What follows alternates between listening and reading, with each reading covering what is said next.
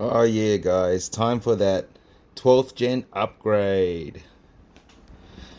Beautiful motherboard with a i9 12900K ready to go.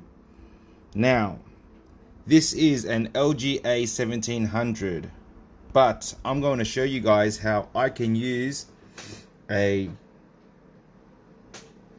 AIO cooler that's designed for AM4 2066 and all the 1150s, 1151s, etc.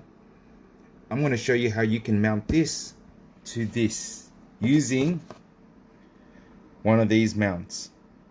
So be sure to stay tuned for that video.